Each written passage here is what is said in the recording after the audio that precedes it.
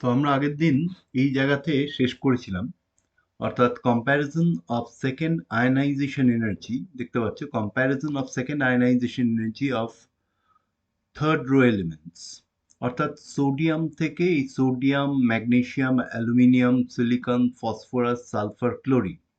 এবং এখানে আমরা ট্রেন্ডটা দেখিয়েছি, দেখো। সোডিয়াম থেকে যখন আমরা ম্যাগনেসিয়ামে যাচ্ছি, এক্সপেক্টেড ট্রেন্ড কি? এক্সপেক্টেড ট্রেন্ড হচ্ছে যে আয়নাইজেশন এনার্জিটা, second ionization energy, what ever it is, first ionisation energy হতে পারে, এটা একটা ইনক্রিজিং ট্রেন্ড হওয়া উচিত।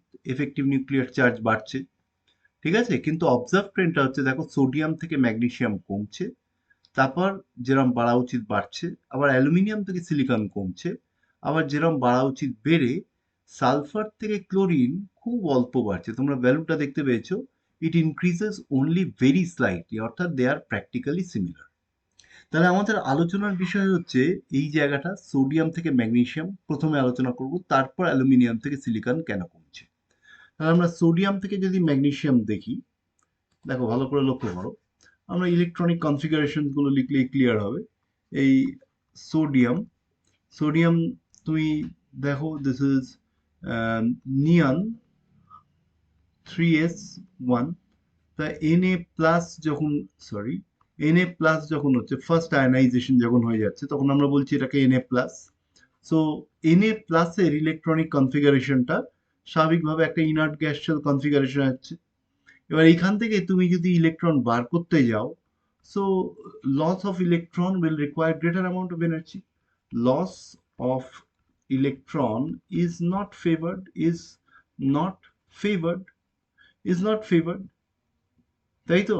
তার মানে এই আই টু যেটা, এটা আই টু যেটা, it is high, therefore I two is high, I টুটা হায়ার হচ্ছে কম্পেয়ার টু সোডিয়ামের পাশেই তুমি ম্যাগনেসিয়াম যেমন দেখছো। দেখো, ম্যাগনেসিয়াম তুমি জানো নিয়ন 3s2, তাহলে আই ওয়ান হচ্ছে এমজি প্লাস, আর এইখান থেকে এমজি প্লাসে তুমি যদি ইলেকট্রনিক কনফিগারেশন লেখো, দিস ইজ নিয়ন 3s1। তাহলে এখান থেকে তুমি যদি সেকেন্ড আয়নাইজেশনের কথা ভাবো, so this will be Mg2 plus, যেখান থেকে আমরা দেখতে পাচ্ছি হিলিয়াম একটা স্টেবল কনফিগারেশন চলে আসছে। সরি, হিলিয়াম না, নিয়ন, ভেরি সরি, নিয়ন, এই একটা স্টেবল কনফিগারেশন চলে আসছে, ঠিক আছে তো? এই নিয়নের একটা স্টেবল কনফিগারেশন আছে, তার মানে this is a much more favourable process. তার মানে loss of electron leads to formation of stable inert gas shell configuration, stable inert gas shell configuration, stable inert gas shell configuration. So loss of electron leads to formation of stable inert gas shell configuration, যার ফলে কি হচ্ছে, process favored, process is favored। যেহেতু প্রসেসটা favoured, তার মানেই হচ্ছে I two is lower. তার মানে আমরা যে কারণে আগের পাতায় যেটা দেখালাম, অর্থাৎ এই সোডিয়াম থেকে যখন ম্যাগনেসিয়ামে আসছে, আমরা দেখতে পাচ্ছি there is a decrease in ionization energy। এবার আমরা অ্যালুমিনিয়াম থেকে যখন সিলিকনে যাচ্ছি, আবার তো চেঞ্জ হচ্ছে এরকম। তাহলে অ্যালুমিনিয়াম থেকে সিলিকনটা দেখি, দেখো। দেখো, আমরা যখন অ্যালুমিনিয়ামে আমরা জানি হচ্ছে ইলেকট্রনিক কনফিগারেশন, দেখো অ্যালুমিনিয়ামে ইলেকট্রনিক কনফিগারেশন হচ্ছে helium, sorry, neon 3s2 3p1। তাহলে অ্যালুমিনিয়াম প্লাস যখন করছি I1, aluminium plus, so this is neon 3s2। আর অ্যালুমিনিয়াম 2 প্লাস, মানে সেকেন্ড আয়নাইজেশন যখন করছি, সো অ্যালুমিনিয়াম 2 প্লাস, এখানে হচ্ছে নিয়ন 3s1, নিয়ন 3s1 হচ্ছে। তাহলে এই হচ্ছে ফর অ্যালুমিনিয়াম। এবার তুমি যদি সিলিকনের ক্ষেত্রে দেখো, সিলিকনের ক্ষেত্রে কি হচ্ছে, দেখো, সিলিকনের হচ্ছে নিয়ন 3s2 3p2, I1 যখন হচ্ছে, so this is Si plus neon 3s2 3p1, আর I2 যখন দেখছি তখন দেখো Si2 প্লাস এখানে হচ্ছে নিয়ন 3s2। তার মানে আমরা এই দুটোর মধ্যে পার্থক্যটা কি দেখছি? পার্থক্যটা ভালো করে লক্ষ্য করো। যখন সেকেন্ড আয়নাইজেশন হচ্ছে, অ্যালুমিনিয়ামের, তখন ইলেকট্রনটা কোথা থেকে বেরোচ্ছে দেখো, এই 3s ইলেকট্রন বেরোচ্ছে, এই 3s থেকে একটা ইলেকট্রন বেরিয়ে এই 3s1 হচ্ছে। আর যখন সিলিকনের সেকেন্ড আয়নাইজেশন হচ্ছে, ভালো করে লক্ষ্য করো, ইলেকট্রন বেরোচ্ছে 3p থেকে। তার মানে এখানে বেরোচ্ছে 3s থেকে আর এখানে বেরোচ্ছে 3p থেকে। এখন যেহেতু s অরবিটাল, তার পেনিট্রেটিং প্রপার্টি বেশি, s অরবিটালটা বেশি ভেতর দিকে ঢুকে আসে, যার ফলে সেখান থেকে ইলেকট্রন বার করা ডিফিকাল্ট p অরবিটালের তুলনায়। তার মানে 3s থেকে ইলেকট্রন বার করা ডিফিকাল্ট কম্পেয়ার টু 3p, যার ফলে কি হচ্ছে যে ionization energy of aluminium is greater than silicon. ঠিক আছে? তাহলে আমরা কি বলবো এখানে? আমরা এইভাবে লিখবো জিনিসটাকে যে for second ionization, second ionization for second ionization of aluminium, for second ionization of aluminium, electron is lost from 3s, while for silicon it is lost from 3p, while for silicon it is lost from 3p। ঠিক আছে? এবার আমরা কি লিখবো? since orbital penetrating power since orbital penetrating power of of 3s greater than 3p, ঠিক আছে, removal of electron from Al plus will require greater amount of energy than that of Si plus, অর্থাৎ hence I2 hence I2 of silicon lesser than aluminium, খুব simple. দেখো, তাহলে তোমাকে পুরো ট্রেন্ডটা সাধারণত দেওয়ার চান্সেস কম। এই যে পুরো গ্রাফটা যেটা দেখালাম, এই পুরো গ্রাফটা দেওয়ার চান্সেস কম। তোমাকে আসলে এই পেয়ারটা দিতে পারে, বা এই পেয়ারটা দিতে পারে, কিংবা এই পেয়ারটা দিতে পারে, দিস পেয়ার। ধরো সালফার আর ক্লোরিন যখন দিচ্ছে, তাই না, comparison of second ionization energy of sulphur and chlorine, তা সেটা আমরা কি করব? তাহলে সালফার তুমি দেখো, নিয়ন 3s2 3p4, I1 s plus হচ্ছে নিয়ন 3s2 3p3, মানে একটা হাফ ফিল্ড p3 কনফিগারেশন আছে। সেখান থেকে যখন I2 করছো, তখন দিস ইজ s2 প্লাস, তার কনফিগারেশন হচ্ছে নিয়ন 3s2 3p2। ঠিক আছে? এবারে তুমি ক্লোরিনের ক্ষেত্রে দেখো, নিয়ন 3s2 3p5, I1 যখন করছো দেখো Cl plus, so this is neon 3s2 3p4, I2 যখন করছো দেখো Cl2 plus, so this is neon 3s2 3p3। তার মানে এখানে half filled p3 configuration gained হচ্ছে। তাই না? তাহলে এই যে প্রসেসটা, দ্বিতীয় প্রসেসটা তো বেশি ফেভার্ড হওয়া উচিত, তাই না? তার দুটো ফ্যাক্টর আছে দেখো, তুমি যখন সালফার থেকে তুমি যখন ক্লোরিনে যাচ্ছ, ঠিক আছে, একটা জিনিস তো আমরা বুঝতে পারছি যে সেকেন্ড আয়নাইজেশন যখন হচ্ছে, Cl2+ এই ফরমেশনটা, it is more favoured, because এখানে the half filled P3 configuration is gain, আর এখানে হাফ ফিল্ড যে P3 কনফিগারেশন এটা লস্ট হচ্ছে। তার মানে I2 অফ Cl, ক্লোরিনের I2টা কম হওয়া উচিত ছিল, কিন্তু দেখা যাচ্ছে স্লাইটলি হায়ার হচ্ছে। অর্থাৎ যত ডান দিকে যাচ্ছি, এফেক্টিভ নিউক্লিয়ার চার্জ কিন্তু অনেকটা বাড়ছে, বেড়ে যাচ্ছে। অর্থাৎ তুমি যত ডান দিকে যাচ্ছ, যেহেতু এফেক্টিভ নিউক্লিয়ার চার্জ বেড়ে যাচ্ছে, we cannot actually omit the effect of the net effective nuclear charge.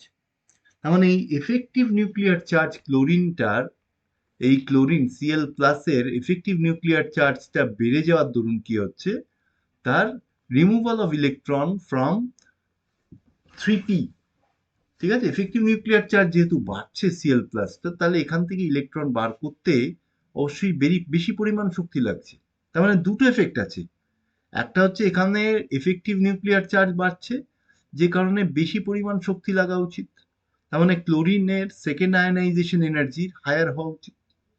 আবার আমরা দেখতে পাচ্ছি যে এইখানে একটা হাফ ফিল্ড P3 কনফিগারেশন হচ্ছে, যার দরুন কি হচ্ছে, স্টেবল একটা কনফিগারেশন, অর্থাৎ এই ইলেকট্রনটা রিমুভ হওয়া সহজ হওয়া উচিত এখান থেকে, তার মানে I2টা কম হওয়া উচিত। তার মানে দুটো এফেক্ট অলমোস্ট ইকুয়ালি প্রিডমিনেন্ট হচ্ছে, যার ফলে হচ্ছে কি এই I2 of sulphur R chlorine কাছাকাছি হচ্ছে। তাহলে আমরা কিরম ভাবে বলবো, দেখো দুটো পয়েন্ট বলছি এখানে। ফার্স্ট পয়েন্ট হচ্ছে, প্রথম পয়েন্টটা ভালো করে শোনো, সেটা হচ্ছে যে ফ্রম সালফার টু ক্লোরিন বা from S+ to Cl+, effective nuclear charge, charge effective nuclear charge increases, তাই তো?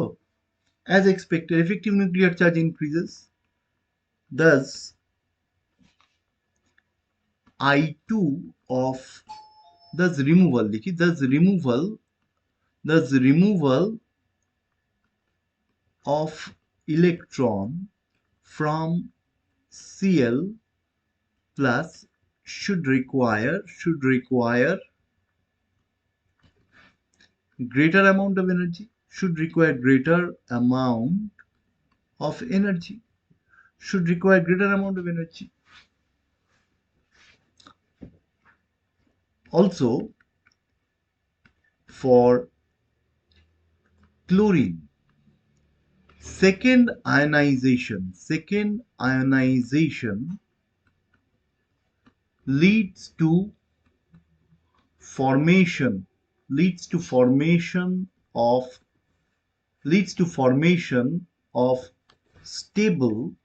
stable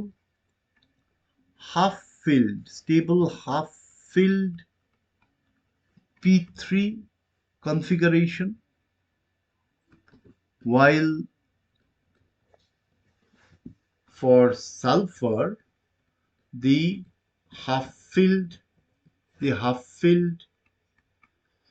P3 configuration is lost. Stable half-filled P3 configuration is lost. ঠিক আছে? তাহলে এফেক্টটা কি? মানে process of removal of electron from chlorine should require lesser amount of energy. ঠিক আছে? তারপর আমরা কি লিখবো? the first effect the first effect slightly predominates the first effect slightly predominates over the second one, over the second one, যার ফলে হচ্ছে কি hence বা therefore I2 of Cl slightly higher than I2 of sulfur, slightly higher than I2 of sulfur. বুঝতে পেরেছো?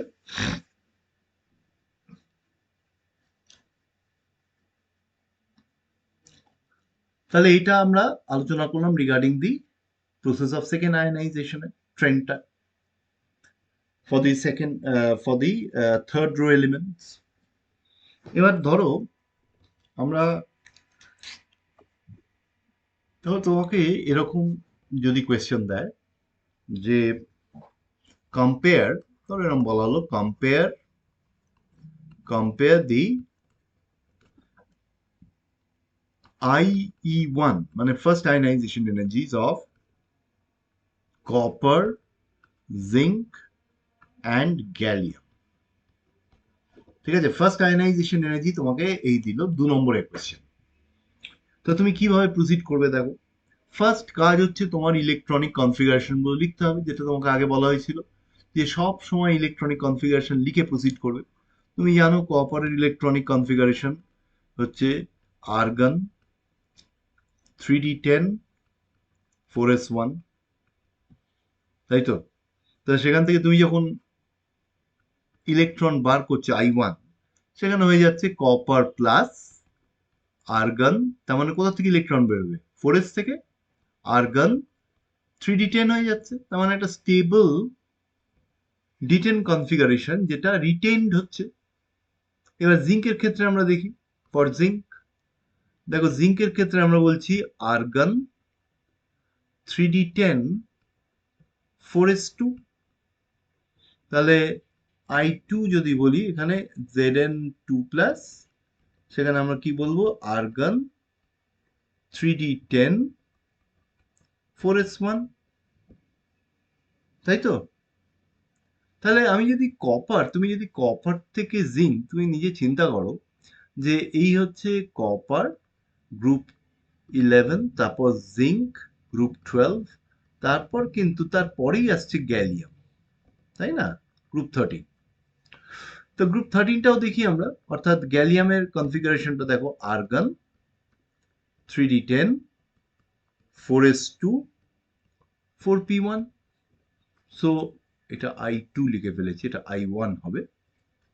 So I1 gallium plus, এটা Zn2 plus লিখে ফেলেছি ভুল করে, gallium plus, so this is argon 3d10 4s2। তাহলে এই হচ্ছে প্রসেসটা পুরো আমার। তাহলে এবারে আমাকে বুঝতে হবে যে আমি কপার থেকে যখন জিঙ্কে যাচ্ছি কি চেঞ্জ হচ্ছে। দেখো, এই দুটোর থেকেই কিন্তু ইলেকট্রন বেরোচ্ছে ফ্রম 4s। দেখো 4s এর তো আর মানে s অরবিটালের তো আর হাফ ফিল্ড ফুল ফিল্ডের ব্যাপার নেই। Naturally as such the only difference is copper থেকে যখন জিঙ্কে আসছি এফেক্টিভ নিউক্লিয়ার চার্জ বাড়ছে, মানে জেড স্টার বাড়ছে, যার ফলে আয়নাইজেশন এনার্জি বাড়বে।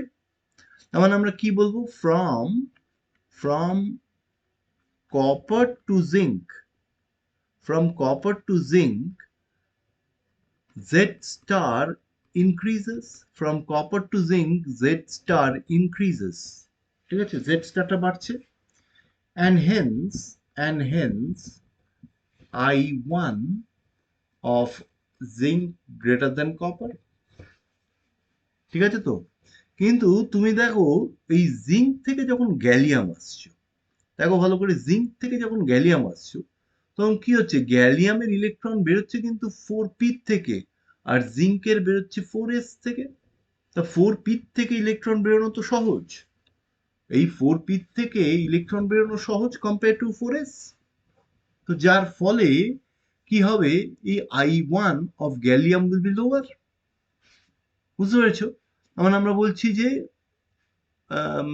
In zinc electron is lost from 4s, while for gallium it is from 4p.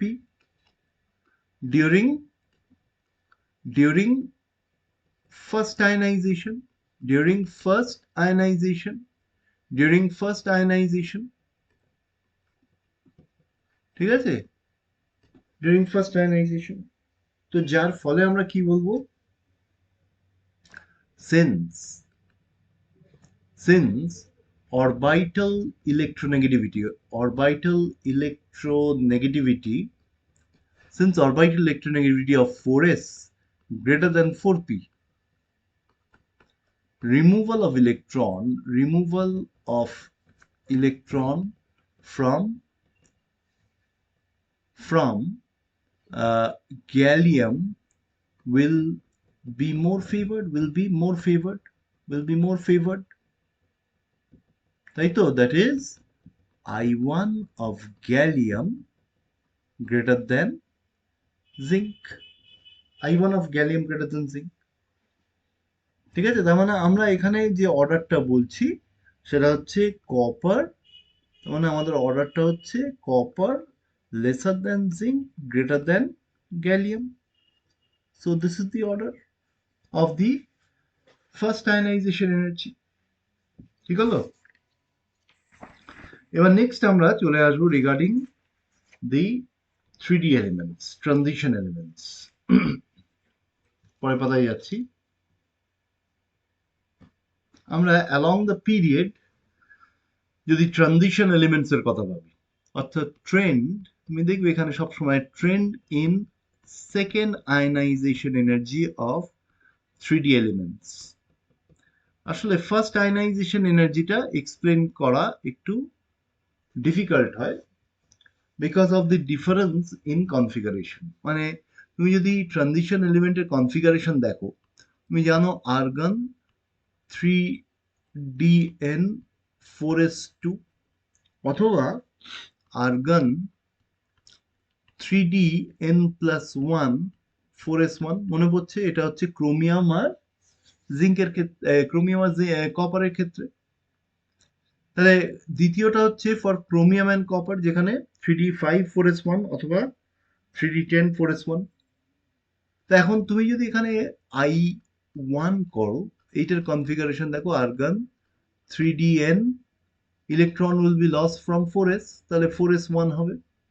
আর এইখানে I1 করলে দেখো আর্গন 3DN+1 হচ্ছে। তাহলে এই যে দুটো কনফিগারেশন হলো, এইটা এইটা আর এইটা, বুঝতে পারছো, this two configurations they are different, যার ফলে আমাদের পক্ষে একটু অ্যানালাইজ করা মুশকিল হয়। কিন্তু তুমি যেই I2 বলবে, দেখো এই কনফিগারেশন আর্গন 3DN হবে because electron will be loss from 4s। আর এইটার ক্ষেত্রেও তুমি দেখো I2 করলে you will be getting the same configuration, যার ফলে I2টা মনিটর করা আমাদের পক্ষে theoretically it is much more easier. যেখানে তোমার পরীক্ষায় সবসময় কিন্তু ট্রেন্ড যদি বলে I2 নিয়ে আলোচনা করতে দেওয়ার চান্সেস বেশি, ঠিক আছে। তো তুমি যদি I2 ট্রেন্ডটা দেখো ফর 3D এলিমেন্টস, দেখো তুমি 3D এলিমেন্টস এর তুমি জানো যে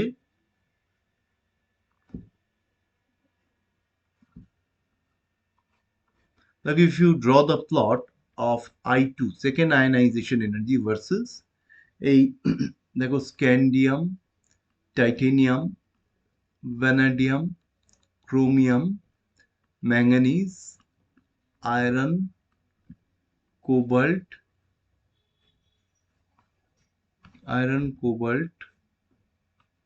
নিকেল, কপার, জিঙ্ক, ঠিক আছে।